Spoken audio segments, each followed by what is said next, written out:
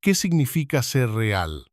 Comandar poder, llevar una corona, vivir en palacios, estar rodeado de belleza y lujo. Imaginamos a estas figuras reinas, princesas siempre impecables, adornadas con sedas, su cabello cuidado, sus rostros pintados con la elegancia que solo la realeza puede permitirse. Pero, ¿y si te dijera que las reinas medievales no solo estaban lejos de ser perfectas, sino que eran completamente repulsivas? Que debajo de sus regias vestimentas y coronas joyadas se escondía una realidad tan horrible que te haría cuestionar todo lo que sabes sobre la grandeza del pasado. Imagina esto. Es el año 1547. La reina Isabel I, la misma personificación de la gracia real, está sentada frente a un espejo en su cámara privada, observando el rostro que ha adornado la corte durante décadas. Pero detrás de su máscara de porcelana hay descomposición. Sus dientes, una vez hermosos esas perlas que habrían deslumbrado a la nobleza, ahora están marrones. Para sus 50 cumpleaños estarán negros y a los 60 la mayoría se habrán caído por completo, dejando atrás solo una boca llena de los grotescos restos de su afición por los dulces. Una caries tan grave que los embajadores extranjeros se apartaban ante su aliento, describiéndolo como el olor de un caballo en descomposición. Pero Isabel, en su decadencia, nunca lo vio como algo vergonzoso. Todo lo contrario. Sus dientes ennegrecidos se convirtieron en un símbolo de riqueza, de poder, de indulgencia. Era una moda entre las damas de la corte pintar sus dientes de negro, usando hollín y miel, convirtiendo sus bocas en una burla de la salud. Abrazaban esta descomposición, envueltas, por supuesto, en los perfumes más caros para enmascarar el fétido olor que llenaba la corte. Pero esto no se trataba solo de vanidad. No, esto era consecuencia de los hábitos de un estilo de vida real. El azúcar, traído a Europa en el siglo XVI, era tan valioso que era más caro que el oro. Solo la realeza podía permitírselo. Y la reina Isabel, que adoraba sus dulces violetas confitadas, jengibre cargado de azúcar y algo llamado marchpane, una pasta hecha solo de azúcar, era un producto de ese exceso. Consumía azúcar constantemente, en cada oportunidad. Pero fue esta misma adicción al dulce la que destrozó su salud, sus dientes, su propia identidad. Ella, y las mujeres a su alrededor, eran prisioneras de su indulgencia, y era una prisión de su propia creación. Sin embargo, a pesar de su apariencia devastadora, estas reinas y princesas nunca se consideraron sucias. Su mundo, un capullo aristocrático, creó un ambiente donde la limpieza era secundaria a la riqueza. La idea de que bañarse era un signo de lujo o una frivolidad era común entre la realeza. Isabel de Castilla, una mujer de poder inimaginable, pasó 8 meses sin bañarse. Pero no era porque careciera de acceso a agua o jabón. Era una jugada de poder. Era un acto deliberado para mostrar su superioridad. La reina, al no bañarse, estaba por encima de la necesidad mundana que los plebeyos y sirvientes debían soportar. Para ella, bañarse no solo era innecesario, era indigno de su dignidad.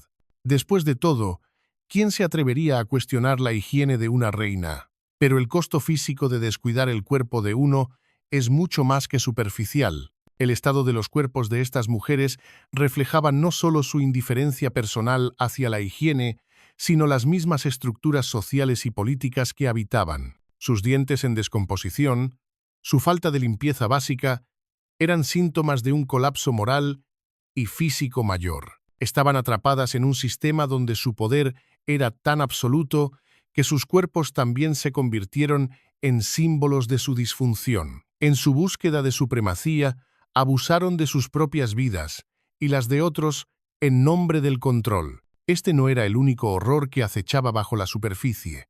Los periodos de menstruación real eran otro espectáculo silencioso.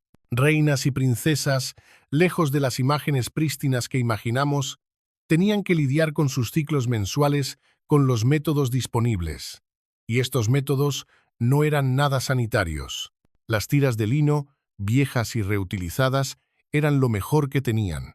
El agua fría se usaba para enjuagarlas, solo para ser reutilizadas al mes siguiente. Estas mujeres, tan distantes de las luchas del pueblo común, se veían obligadas a soportar prácticas tan primitivas y antihigiénicas. Sin embargo, la grandeza de sus vidas, sus palacios, sus vestidos, sus joyas, ocultaba la verdad.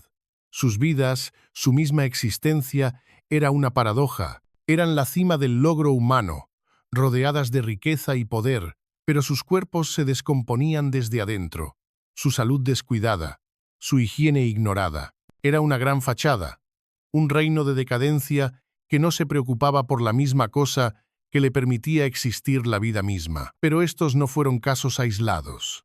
Este mundo de negligencia era sistémico, tejido en el mismo tejido de la vida real. La historia de las reinas y princesas que poblaron las cortes de la Europa medieval es una historia de poder que salió mal, de un exceso que condujo a la ruina. No solo estaban marcadas por la naturaleza, sino por un sistema que permitió que su descomposición moral creciera y se extendiera como una enfermedad.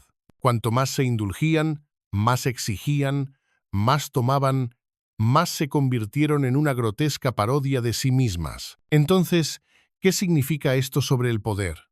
¿Qué dice sobre la naturaleza de quienes lo sostienen? Es posible estar tan alejado de la condición humana que uno se convierte en un símbolo viviente de descomposición.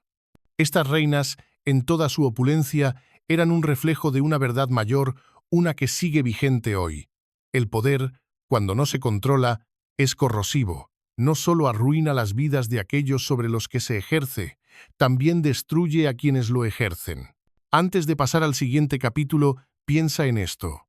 Si las reinas de la era medieval estaban tan alejadas de las realidades de la higiene, ¿qué otros aspectos de sus vidas estaban igualmente desconectados de la experiencia humana? ¿Qué crees que estas mujeres sacrificaron, tanto física como moralmente, en la búsqueda del poder?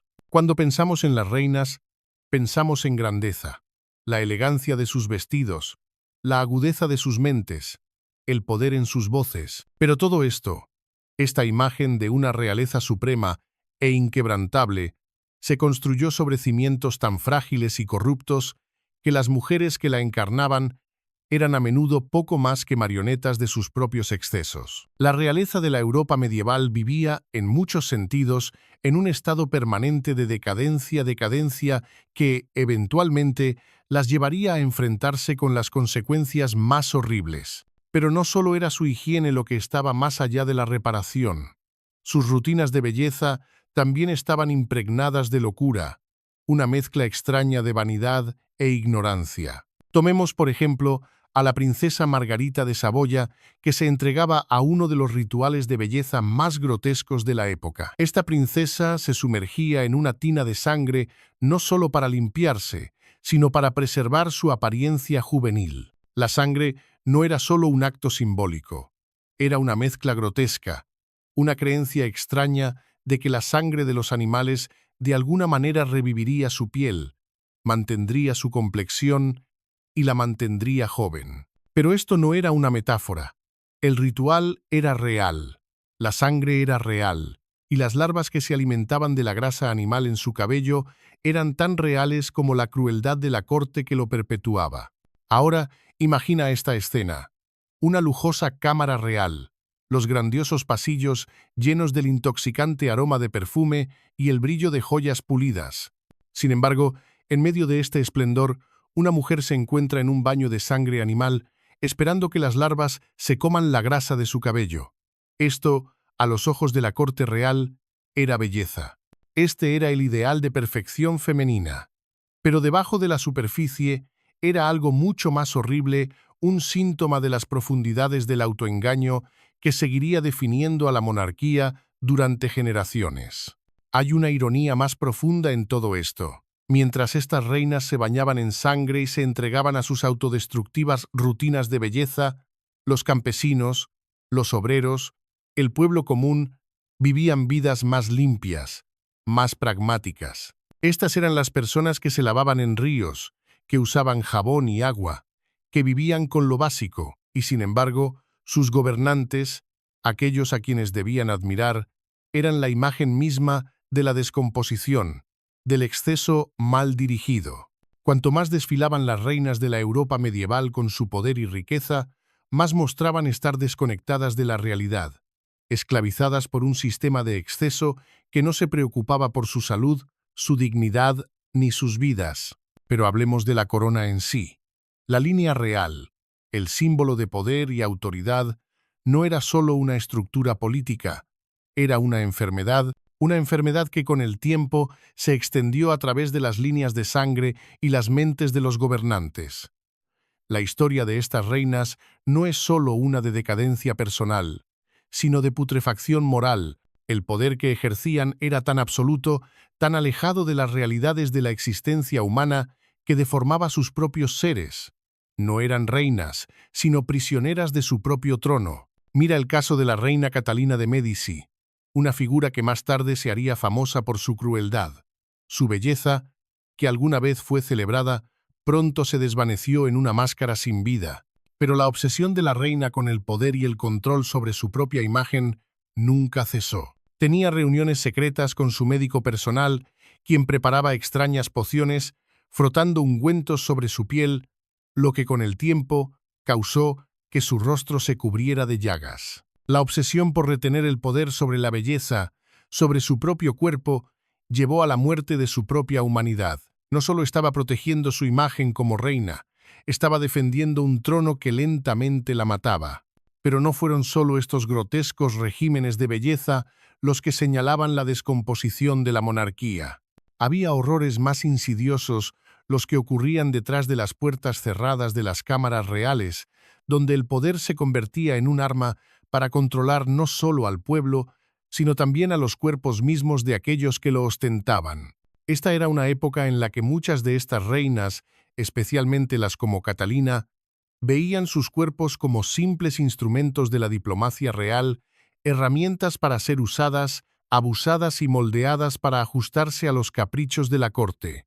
Imagina, por un momento, ser una mujer en un mundo así, donde tu belleza se convierte en un arma, donde tu cuerpo es visto como poco más que una herramienta para asegurar alianzas, consolidar poder o complacer a tu esposo.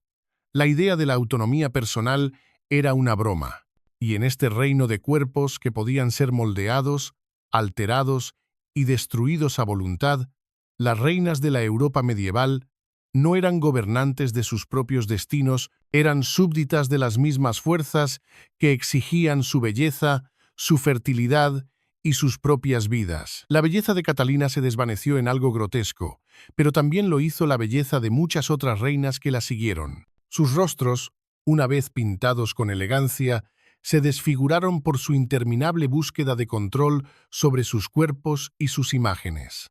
Las consecuencias no fueron solo físicas. A medida que sus cuerpos se descomponían, también lo hacía su poder. Se volvieron cada vez más dependientes de sus médicos, de sus tratamientos de belleza y de sus rituales para mantener cualquier atisbo de poder. Pero ningún tratamiento podía deshacer el daño hecho a sus cuerpos por el mismo sistema que las coronó como reinas. Y así, cuanto más estas mujeres intentaban aferrarse a su belleza, a su poder, más se les escapaba de las manos. La verdad sobre la vida real en el mundo medieval era dura. La belleza, cuando se separa de la realidad de la vida humana, es una cruel ilusión. Las reinas ya no eran las figuras poderosas y majestuosas que se suponía que debían ser. Se convirtieron en víctimas de su propia grandeza, sus rutinas de belleza, sus excesos decadentes. Ya no eran mujeres a ser admiradas desde lejos, sino vasijas rotas, filtrando la esencia misma de su poder. Al dar un paso atrás y reflexionar sobre esta historia, queda una pregunta en el aire. ¿Qué nos dice sobre el poder, sobre el precio de la belleza, cuando aquellos que lo ejercen terminan devorándose a sí mismos desde adentro? Las reinas del mundo medieval pueden haber sido la epítome de la elegancia y el poder, pero debajo de la superficie no eran nada más que prisioneras del mismo sistema que ayudaron a construir. ¿Cómo refleja esto las estructuras de poder que vemos hoy en día? ¿Hemos aprendido del pasado o aún estamos consumidos por las mismas ilusiones de control, belleza y poder? La corte real medieval era un lugar de grandiosidad, opulencia y poder tan absoluto que parecía intocable. Pero debajo de los velos de seda y la armadura brillante yacía un mundo de corrupción, decadencia y deseo insaciable.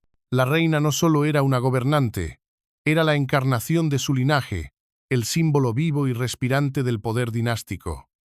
Pero este poder tenía un precio, y ese precio resonó a través de las generaciones. La sangre real no era solo una bendición, era una maldición. Una maldición que, como la misma descomposición que se extendía por los cuerpos de las reinas, destruiría todo lo que tocaba. El linaje real era una fuerza propia que se preservaba a toda costa.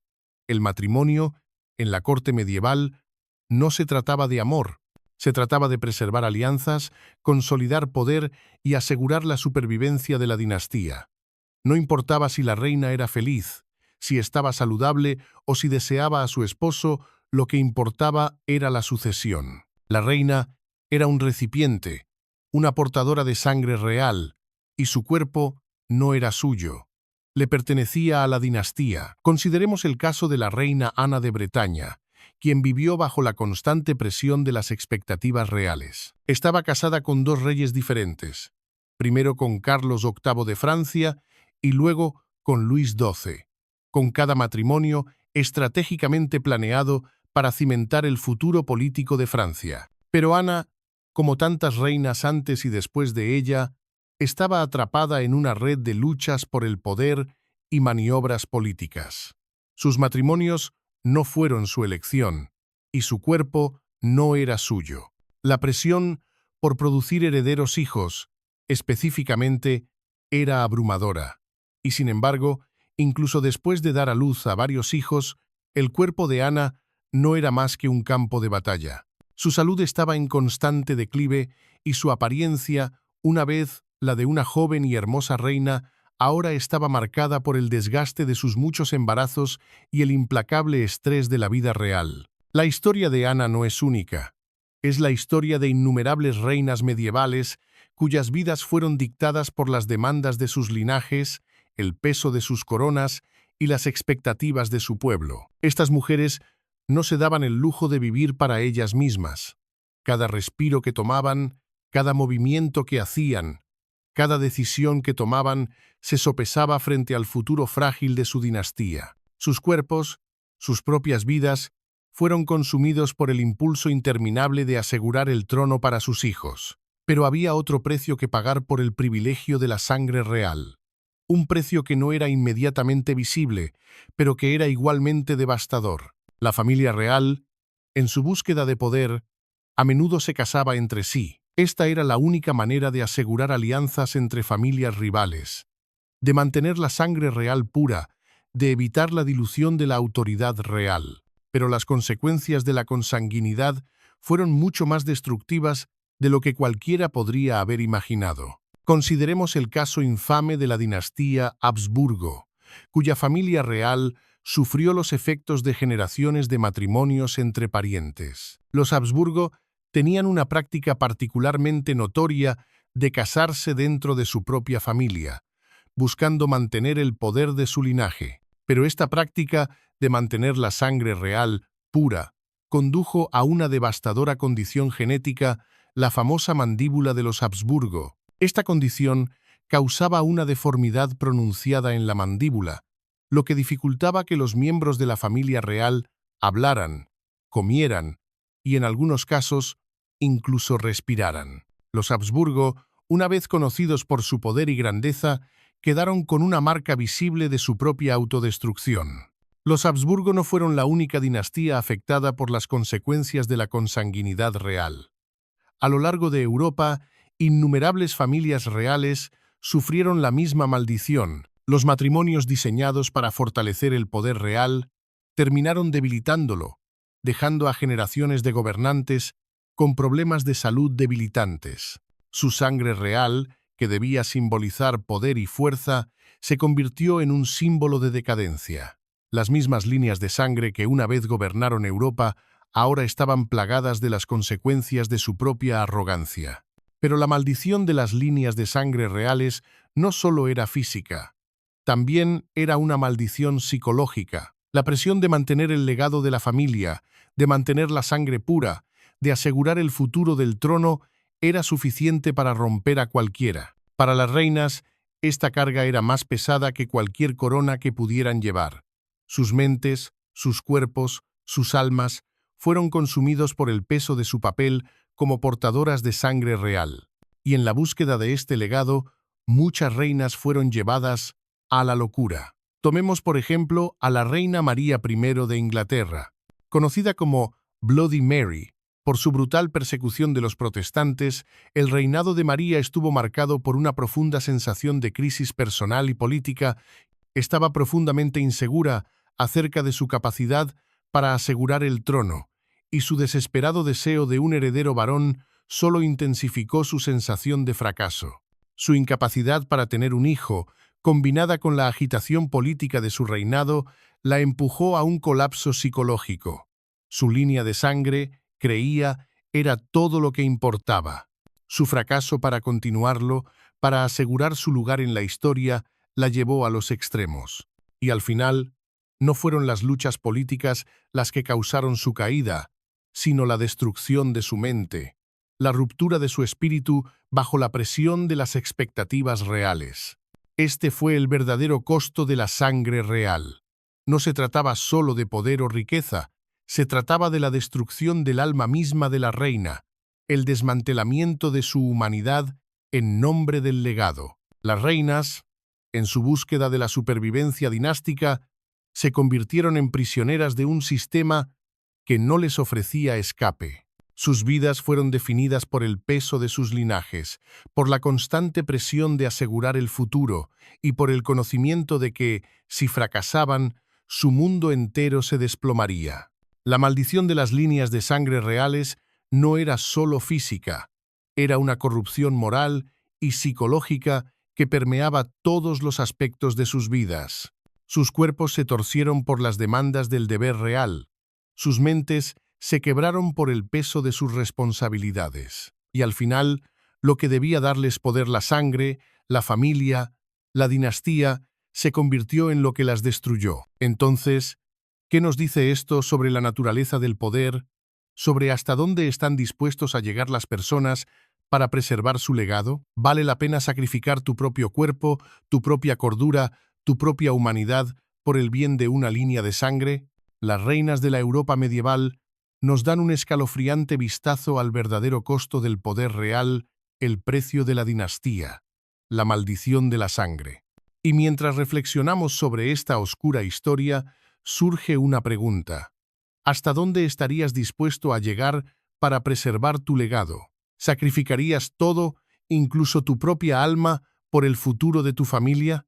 Si vamos a entender el verdadero horror de las reinas medievales, también debemos observar las estructuras de poder que dieron forma a sus mundos, la política que dio origen a estas dinastías grotescas y, en última instancia, a su declive. Las reinas no vivían simplemente en un vacío de belleza y lujo, no. Sus mundos eran un laberinto de maquinaciones políticas, de ambición despiadada y de poder que no solo exigía su belleza y salud, sino también sus propias vidas. Las cortes de la Europa medieval eran lugares de intriga, donde el poder no solo era cuestión de diplomacia, sino de supervivencia. Cada reina lo sabía, cada princesa, cada noble, vivía a la sombra de la realidad política. Sus vidas, no importando cómo pudieran parecer desde afuera, estaban gobernadas por los caprichos de aquellos en el poder. Y en muchos casos, la verdadera lucha política no se trataba solo de gobernar un reino, sino de mantener el control sobre un cuerpo que ya no les pertenecía. Consideremos la vida de la reina Catalina de Aragón, la primera esposa de Enrique VIII. A simple vista, su vida parecía ser una de estabilidad. Estaba casada con el rey, la corona le pertenecía por derecho y era celebrada como reina. Pero bajo la superficie, su vida era una de tormento inimaginable. El deseo de Enrique de tener un heredero varón, junto con sus propios deseos insaciables, puso a Catalina en una posición en la que se esperaba que lo diera todo: su cuerpo, su alma y, finalmente, su propia identidad, para preservar la dinastía Tudor. Y, sin embargo, no importaba lo que Catalina hiciera, cuántos hijos tuviera, nunca podría satisfacer las demandas implacables de la monarquía. Dio a luz a varios hijos, pero la mayoría murieron jóvenes, incluido su hijo varón.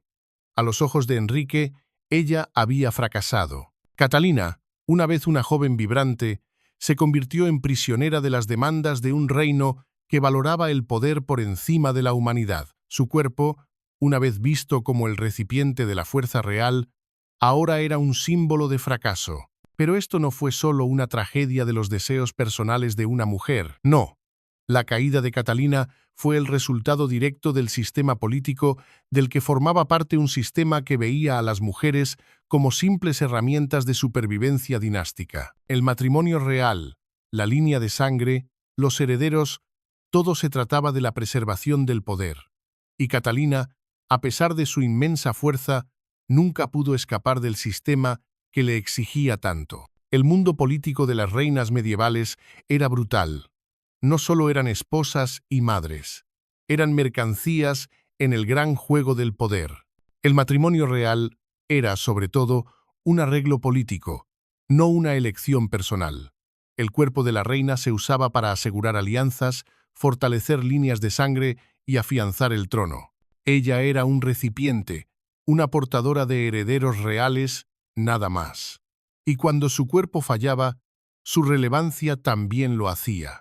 El fracaso de Catalina para darle a Enrique un hijo varón llevó al infame cisma con Roma y a su eventual caída en desgracia. Sin embargo, en su sufrimiento hay una lección mayor, porque Catalina, como tantas otras, estaba atrapada en un mundo donde el cuerpo era prescindible, el alma era secundaria a las demandas de la supervivencia dinástica. Su cuerpo se convirtió en un campo de batalla, disputado por hombres que no tenían en cuenta su humanidad. Fue consumida, no solo por su fracaso al no dar a luz a un hijo varón, sino por el propio sistema que la convirtió en una pieza del juego político del trono. Pero la historia de Catalina, por trágica que fuera, está lejos de ser única. Todas estas reinas, desde Isabel de Castilla hasta Ana Bolena, desde María Antonieta hasta María, reina de Escocia, compartían un destino común: eran esclavas de la maquinaria política que usaba sus cuerpos para avanzar en sus propios intereses. Y en este sistema, la belleza, la salud y la vitalidad eran meras mercancías explotadas, consumidas y desechadas cuando ya no servían a su propósito. Cuando miramos a estas reinas, no vemos solo a individuos sufriendo bajo el peso de sus coronas, sino un sistema que se aprovechaba de sus cuerpos. Sus vidas estaban dictadas por fuerzas políticas que las veían como nada más que medios para un fin. Su belleza, su fertilidad, su propia existencia estaban controladas, manipuladas y finalmente destruidas por las mismas fuerzas que afirmaban elevándolas. Sin embargo, incluso cuando estas mujeres cayeron víctimas de las realidades políticas de su tiempo, sus historias revelan algo más que los abusos del poder. Revelan la naturaleza destructiva del control absoluto, los peligros de un sistema donde el poder está tan centralizado, tan incuestionado, que destruye no solo las vidas de aquellos sobre los que gobierna, sino también las vidas de quienes lo detentan. Es importante entender esto. Las reinas de la Europa medieval no eran simplemente víctimas de la circunstancia. Eran víctimas de un sistema que no dejaba espacio para la humanidad. Las fuerzas políticas que dieron forma a sus vidas exigían su sumisión, su obediencia, sus cuerpos. Estas reinas no eran gobernantes por derecho propio, eran herramientas, piezas, símbolos del poder dinástico que existía más allá de ellas. Entonces, mientras seguimos explorando este mundo de decadencia y destrucción, hagámonos una pausa para reflexionar. ¿Cómo se relaciona este sistema de poder con los sistemas que vemos hoy en día? Todavía vivimos en un mundo donde los cuerpos de los poderosos son controlados, consumidos y desechados en aras de mantener el poder? Es tentador creer que los royales del mundo medieval vivían en una burbuja aislada, protegidos de los horrores de la enfermedad, la descomposición y la muerte. Los imaginamos como figuras rodeadas de opulencia, blindadas por su poder, intocadas por las aflicciones que devastaban al pueblo común. Pero esta imagen no solo es falsa, es peligrosamente engañosa.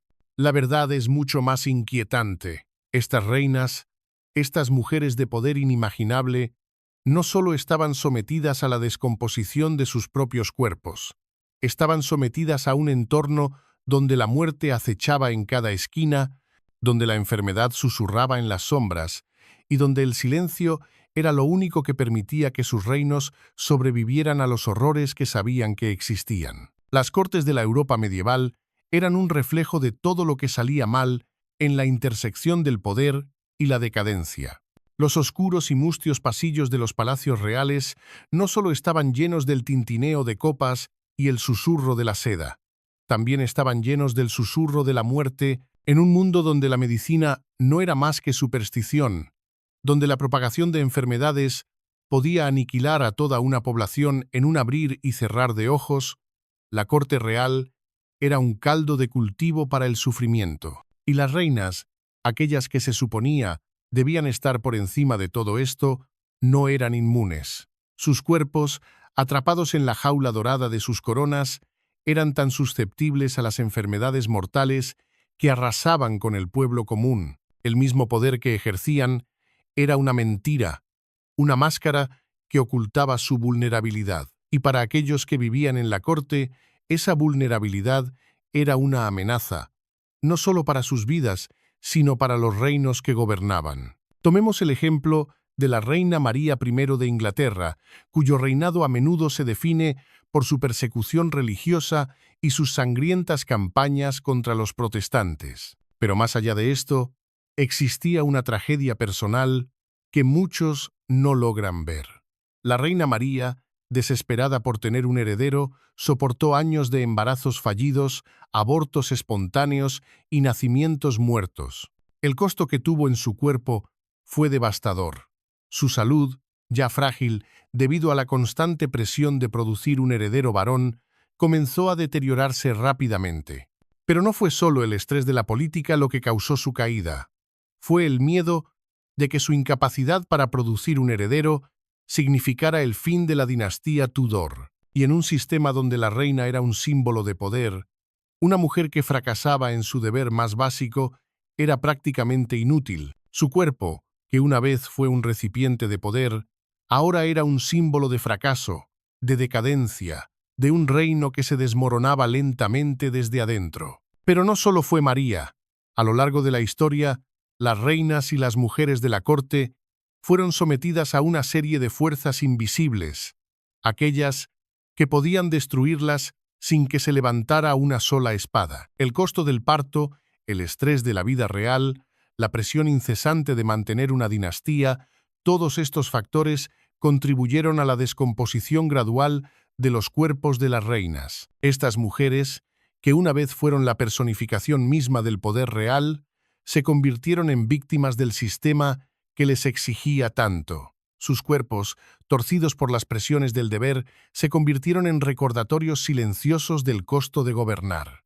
Incluso en las lujosas cortes de Francia e Inglaterra, donde los magníficos palacios estaban llenos de tesoros más allá de la imaginación, las reinas vivían con el miedo constante del enemigo invisible, la enfermedad. La peste, la viruela y otras enfermedades mortales eran visitas regulares a las cortes reales. Y aunque las reinas tenían acceso a los mejores médicos, la mejor medicina, seguían siendo tan vulnerables como los campesinos que vivían en la miseria fuera de los muros del palacio. La enfermedad no entendía de linajes reales. No le importaba el poder ni el prestigio.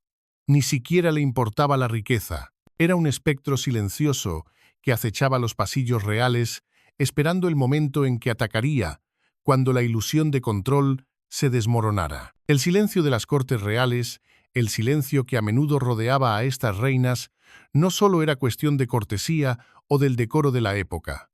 No, era algo mucho más oscuro. Era un silencio nacido del miedo, un miedo a la exposición, un miedo a revelar la descomposición que yacía bajo la fachada real. Era el silencio de un mundo que se había consumido tanto por el poder que ya no tenía el valor de enfrentar la verdad. Era un silencio que permitía a las reinas existir en sus jaulas doradas, mantener la ilusión de su belleza, su vitalidad, su poder, mientras el mundo a su alrededor se desmoronaba. Y al final, este silencio se convirtió en su perdición.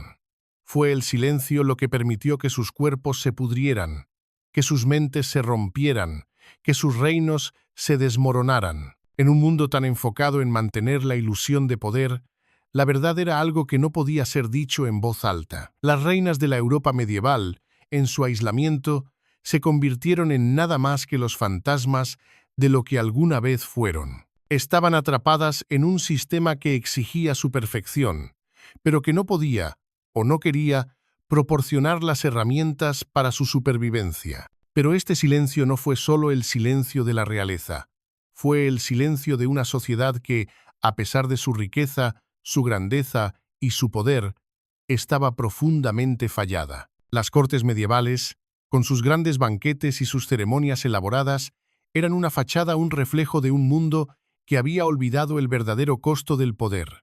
Y detrás de esa máscara, la realidad era fea, era una realidad donde la enfermedad, la decadencia y la muerte estaban siempre presentes, donde las reinas eran meras prisioneras de sus líneas de sangre, sus dinastías y sus propios cuerpos. La historia de estas reinas no es solo una historia de poder, es una historia de las fuerzas invisibles y silenciosas que gobiernan nuestras vidas, fuerzas que a menudo no vemos hasta que atacan. Y mientras miramos hacia atrás, hacia estas mujeres, estas reinas, que alguna vez tuvieron el mundo en sus manos, debemos preguntarnos, ¿qué precio estamos dispuestos a pagar por el poder? ¿Qué estamos dispuestos a sacrificar para mantener la ilusión de control?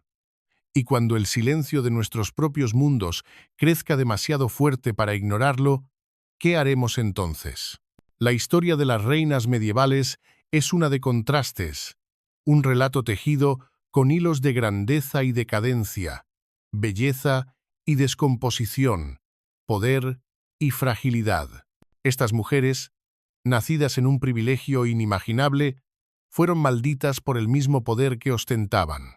La corona que adornaba sus cabezas, la riqueza que llenaba sus arcas y los palacios que las albergaban, todo ello era una ilusión, una construcción frágil que ocultaba los horrores subyacentes. No eran solo reinas. Eran prisioneras de un sistema que exigía todo de ellas, incluida su propia humanidad. Cuando miramos atrás a estas reinas, es fácil perderse en la superficie: los vestidos de seda, los banquetes opulentos, los matrimonios políticos, pero lo que debemos recordar es que debajo de todo eso había una presión aplastante para mantener la línea de sangre, la dinastía y el trono. Sus cuerpos ya no les pertenecían. Eran recipientes para el poder, sometidos a las expectativas brutales de un sistema que no se preocupaba por su bienestar, sus deseos ni su salud. En su búsqueda del legado, estas mujeres fueron consumidas, sus propias vidas sacrificadas por el bien de un reino que nunca se les permitió gobernar verdaderamente. Y sin embargo, a pesar de todo su sufrimiento, las reinas de la Europa medieval siguen siendo símbolos de algo más universal. Representan la naturaleza destructiva del poder, la forma en que distorsiona vidas y mentes. Nos recuerdan que, cuando buscamos el poder a cualquier costo, a menudo perdemos toda nuestra humanidad, nuestra dignidad e incluso nuestras vidas. La ilusión de control que estas reinas intentaron mantener se convirtió en su perdición, ya que sus cuerpos y mentes se rompieron bajo la presión de expectativas demasiado grandes para que cualquier persona pudiera soportarlas. Pero quizás la lección más trágica de todas es que estas reinas no solo fueron víctimas de su tiempo, fueron víctimas de un sistema más grande que aún resuena a través de la historia. Las mismas fuerzas que las despojaron de su poder sobre sus propias vidas siguen existiendo hoy, en diferentes formas. Vivimos en un mundo donde el poder a menudo corrompe, donde la búsqueda del legado y el control puede destruir no solo al individuo, sino a sociedades enteras. Estas reinas, sus cuerpos decayendo, sus mentes desmoronándose, sirven como advertencia para todos nosotros. ¿Cuál es el verdadero costo del poder? ¿Cuál es el precio de la ambición, del legado, del control? Las reinas del mundo medieval pueden haberse ido, pero su historia es atemporal. Es una historia de exceso, de decadencia, de los peligros de perderse en la búsqueda del poder. Y es una historia que nos invita a reflexionar sobre las decisiones que tomamos en nuestras propias vidas, sobre los sacrificios que estamos dispuestos a hacer por el éxito, el reconocimiento y el control. Al final, la historia de estas reinas no es solo su historia, es la nuestra. Todos, de alguna manera, estamos atados por las mismas fuerzas que dieron forma a sus vidas. Todos vivimos en un mundo donde el poder, la belleza y el éxito a menudo vienen con un costo elevado. Y la pregunta sigue siendo, ¿vale la pena? ¿Qué piensas? ¿Puede justificarse alguna vez la búsqueda del poder o siempre tiene un precio demasiado alto? Déjame saber tus pensamientos en los comentarios. Gracias por ver. Si encontraste este video interesante, aquí tienes otro video interesante.